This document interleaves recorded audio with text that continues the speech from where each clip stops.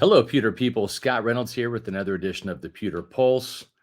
I'm going to talk about the quarterback competition today in Tampa Bay. Now it's already over.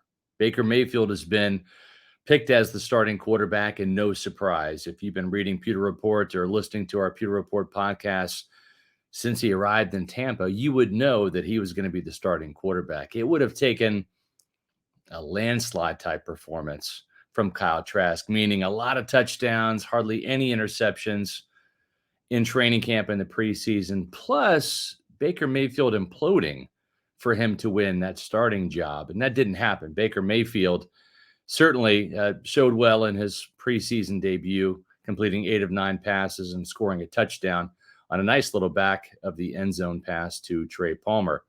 So Baker Mayfield enters the season as the starter, and that's not much of a surprise as a 6-year quarterback with 69 starts under his belt. If you're Todd Bowles, you may or may not be on the hot seat this year. Who do you want starting the season with 73,000 purple-clad Vikings fans chanting "Skol" at their stadium on opening day?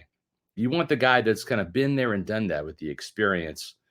But I will say this: the Bucs quarterback competition was not just a lost cause. It was not a foolish exercise whatsoever. Yes, Baker Mayfield is going to be the guy, but if there's an injury or ineffectiveness this year from Baker Mayfield, you're going to see a much improved Kyle Trask take the field as the starter. And honestly, that's what this quarterback competition this summer was all about. It wasn't about seeing if Kyle Trask could really beat out Baker Mayfield, because again, Baker Mayfield would have had to implode. Kyle Trask would have had to really excel for Trask to be given the starting job on opening day. Remember, he was only 3 of 9 for 20-something yards in his fourth quarter appearance in the last game of the season last year against the Falcons. So certainly not a great body of work there to examine Kyle Trask. But this quarterback competition served its purpose. Kyle Trask got better. Really, from the second week on, he asserted himself as a much more in-command type quarterback.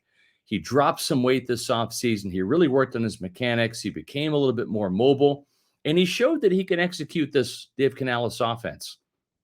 It's a great fit for Baker Mayfield, but you know what? It's also a pretty good fit for Kyle Trask. So in the event of injury or ineffectiveness, I think the Buccaneers can feel pretty good about putting Kyle Trask on the field and knowing that it's not over. They actually have a chance to win a game, or maybe games, plural, with Kyle Trask at the helm. Maybe Baker Mayfield ends up being a success story here, the way Geno Smith resuscitated his career in Seattle, also in that Seattle Seahawks Dave Canales type offense that's quarterback friendly. Or maybe Kyle Trask ends up being the guy later this year to replace Baker Mayfield and steps in and lives up to that second-round draft billing. Either way, this is a better version of Kyle Trask, and that's really what this quarterback competition was all about.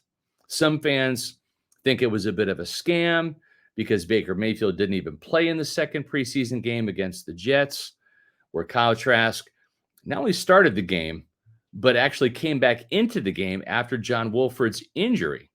And he wound up completing 20 of 28 passes, including a nifty touchdown to Trey Palmer that covered 33 yards. And he threw for 218 yards. Also had 4 or 5 of those passes go past 20 yards. So there was a big play element to Kyle Trask's passing game against the Jets. But he really improved during the summer, during the month of August. And that's really what this quarterback competition was all about. It was having Kyle Trask not enter training camp with the backup mindset. Because if he's come in with the backup mindset, resigned to the fact that he is not going to be given a chance to vie for the starting job this year, that he would essentially be a backup once again, even though he would not be the number 3 quarterback, he'd be the number 2. But what this did was this really allowed Kyle Trask to take the training wheels off, go for broke, really put his best foot forward, and he did. Now, I don't know if Kyle Trask is ever going to be a starting caliber quarterback, or if he's just going to be kind of that number two guy, a Blaine Gabbert, if you will. But what I do know is he got better. And if the Buccaneers need Kyle Trask this year on the field, they can rest assured that they're going to get a better product because of the quarterback competition. So, yeah, Baker Mayfield did his job. No surprise. He's the starting quarterback. That was expected. But we weren't sure about how Kyle Trask would play in this preseason.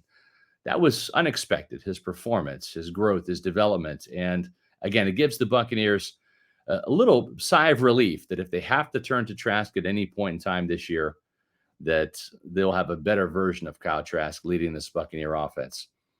Hope you enjoyed this episode of the Pewter Pulse. Make sure that you subscribe to our Pewter Report TV channel on YouTube for other great Pewter Pulse episodes and video content. And make sure you follow Pewter Report on X, Facebook, and Instagram at Pewter Report, and the mothership, pewterreport.com, for all of the latest Bucs news and game coverage.